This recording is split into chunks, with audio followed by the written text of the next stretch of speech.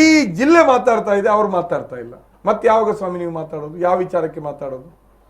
ನಿಮ್ಮ ಸಾಧನೆ ಏನು? 3 ದಶಕಗಳಿಂದ ನಿಮ್ಮನ್ನು ಬೆಂಬಲಿಸ್ತಾ ಬಂದಂಥ ಜನರಿಗೆ ನೀವೇನನ್ನಾದ್ರೂ ಕೊಟ್ಟಿದ್ದೀರಾ? ಇಷ್ಟವ್ರಿಗೆ ಏನೂ ಇಲ್ಲ.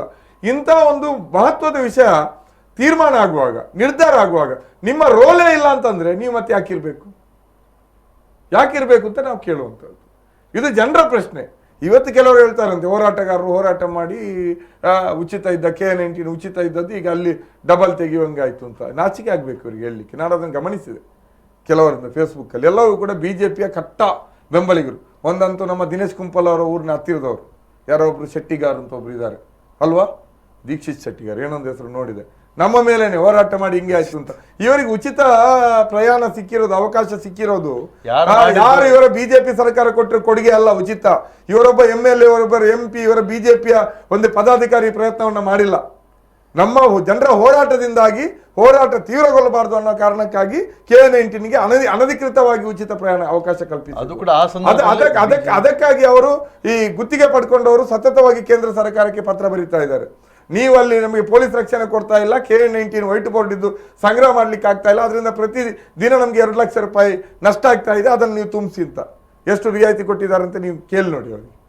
ಇದರ ಮಧ್ಯನೂ ಕೂಡ 2 ಸಲ BJPಯ ಬ್ಯಾಕ್ಗ್ರೌಂಡ್ ಇರುವವರಲ್ಲಿ ಗುತ್ತಿಗೆ ಪಡ್ಕೊಂಡ್ರು. ಗುತ್ತಿಗೆ ಪಡ್ಕೊಂಡಾಗ್ಲೂ ಕೂಡ ಈ KN-19 ಅನ್ನ ವಸೂಲಿ ಮಾಡ್ಲಿಕ್ಕೆ ಪ್ರಯತ್ನ ಮಾಡಿದ್ರು. 3 ಬಾರಿ ನಾವು ಬೆಳಿಗ್ಗಿನ ಜಾವ 5 ಗಂಟೆಗೆ ಅಲ್ಲಿ ಟೋಲ್ ಗೇಟ್ ಅಲ್ಲಿ ನಿಂತಿದ್ದೀವಿ, ತೆಗಿಲಿಕ್ಕೆ ಬಿಡಲ್ಲ ಅಂತ. ಅಷ್ಟೆಲ್ಲ ಫೈಟ್ ಮಾಡಿದ್ರಿಂದ ಇವರಿಗೆ ಸಿಕ್ಕಿರೋದು ಉಚಿತ. BJP ಕೊಟ್ಟಿರುವಂತ ಯಾವುದೇ ಕೊಡುಗೆ ಅಲ್ಲ. ಬರ್ಲಿ, ಈ ರೀತಿ ಬರೀತಾರಲ್ಲ, ಬರ್ಲಿ. ನಾವು ಅನ್ನ ನೀರು ಬಿಟ್ಟು, ನಿದ್ರೆ ಬಿಟ್ಟು, ಮನೆ ಮಠ ಬಿಟ್ಟು ಹೋರಾಟ ಮಾಡ್ತಾ ಇರೋದು. ಕಳೆದ 4 ತಿಂಗಳಿನಲ್ಲಿ ನಾವು ಈ ಟೋಲ್ ಗೇಟ್ ಹೋರಾಟ ಬಿಟ್ಟು ಇನ್ನೊಂದರ ಬಗ್ಗೆ ಚಿಂತೆ ಮಾಡಿಲ್ಲ. ಅಷ್ಟು ಕಮಿಟ್ಮೆಂಟ್ ಇಟ್ಕೊಂಡು ಹೋರಾಟ ಮಾಡಿದ್ರೆ ಈಗ ನಮ್ಮ ಉಚಿತ ರದ್ದಾಯ್ತು ಅಂತ. ಇಷ್ಟರವರೆಗೆ ನೀವು ಉಚಿತ ಪಡೆದದ್ದೇ ಅನಧಿಕೃತವಾಗಿ ನಮ್ಮ ಹೋರಾಟದಿಂದಾಗಿ. ಈಗ ಮಾತಾಡಬೇಕಾಗಿರೋದು ನಿಮ್ಮ ಜನಪ್ರತಿನಿಧಿಗಳ ವಿರುದ್ಧ. ಏನ್ ಮಾಡ್ತಾ ಇದ್ರಿ? ಇಷ್ಟೆಲ್ಲ ಆಗ್ತಾ ಇರುವಾಗ ನೀವು ಇದ್ರ ಬಗ್ಗೆ ಒಂದೇ ಒಂದು ಮೀಟಿಂಗ್ ಯಾಕೆ ಹೋಗ್ಲಿಲ್ಲ?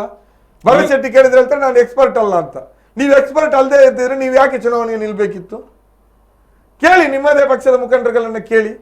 ಈಗ ಮೊನ್ನೆ ಒಂದು ಅಭಿನಂದನೆ ಏನೋ ಟ್ವೀಟ್ ಮಾಡಿದ್ರು ಸಂಸದರು, ಈಗ ಯಾರನ್ನ ಅಭಿನಂದಿಸುವುದು?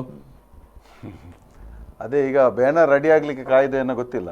ಬ್ಯಾನರ್ ರೆಡಿ ಆಗ್ಲಿಲ್ಲ, ಅವರಿಗೆ ಅಭಿನಂದನೆ 1.5 ಪಟ್ಟು ಜಾಸ್ತಿ ಆಯ್ತು. ಈಗ ಕೂಡ ಅಭಿನಂದನೆ ಹಾಕಬೇಕಲ್ಲ. ತರ್ನಾಥ್ ಅವರೇ, ಮೊನ್ನೆಲ್ಲ ಒಂದು ಚರ್ಚೆ ಆಗ್ತಾ ಇತ್ತು, ತುಂಬಾ ಜನ ನನ್ಗೆ ಹೇಳ್ತಾ ಇದ್ರು, ಮುನೀರ್ ಅವರೇ ನೀವು ಬೇಗ ವಿಜಯೋತ್ಸವಕ್ಕೆ ರೆಡಿ ಆಗ್ಬೇಕು. ನಾವು ಯಾವ ವಿಜಯೋತ್ಸವವನ್ನು ಮಾಡಲ್ಲ. ನಾವು ಒಂದು ಅನ್ಯಾಯದ ವಿರುದ್ಧ ಹೋರಾಟವನ್ನು ಮಾಡ್ತಾ ಇದ್ವಿ. ಇದು ಹೋರಾಟ ಗೆದ್ರಿ, ಈ ಗೆಲುವು ಸಮಸ್ತ ಜನತೆ ಅಂತ ಹೇಳಿದ್ವಿ. ಅಲ್ಲ, ಅವರು ಫ್ಲೆಕ್ಸ್ ಎಲ್ಲ ರೆಡಿ ಮಾಡ್ತಾ ಇದ್ದಾರೆ, ಸಂಸದರದ್ದು ಶಾಸಕರದ್ದೆಲ್ಲ ಫ್ಲೆಕ್ಸ್ ರೆಡಿ ಮಾಡಿ ಇಡೀ ಊರು ಇಡೀ ಹಾಕ್ತಾರಂತೆ ಅಂತ ಹೇಳಿದ್ರು. ಹಾಕಿ ಅಂತ ಹೇಳಿದ್ರೆ ಜನ ತೀರ್ಮಾನ ಮಾಡ್ತಾರೆ ಅಂತ. ಈಗ ಪಾಪ ಅದೆಲ್ಲ ರೆಡಿ ಮಾಡಿ ಇಟ್ಟಿದ್ರಲ್ಲ, ಹಾಕಿ ಅಂತ ಕೇಳುದು ನಾವು. BJP ಹಾಕಿ ಆ ಫ್ಲೆಕ್ಸ್ ಎಲ್ಲ ಹಾಕ್ಲಿಕ್ಕೆ ಮಂಗ ಆಗಿದ್ರು ಇವರು. ಭರತ್ ಶೆಟ್ಟಿ ಕೂಡ ಪ್ರೆಸ್ ಮೀಟ್ ಅಲ್ಲಿ ಏನು ಹೇಳಿದ್ದು, ಪೂರ್ತಿ ಏರಿಕೆ ಆಗೋದಿಲ್ಲ, ಸ್ವಲ್ಪ ಏರಿಕೆ ಆಗ್ಬೋದು ಅಂತ ಹೇಳಿದ್ದು. ಹೀಗೆ ಫ್ಲೆಕ್ಸ್ ರೆಡಿ ಮಾಡಿದ್ರಲ್ಲ, ಹಾಕಿ, ಜನ ಅದಕ್ಕೆ ಪೂಜೆ ಮಾಡ್ತಾರೆ.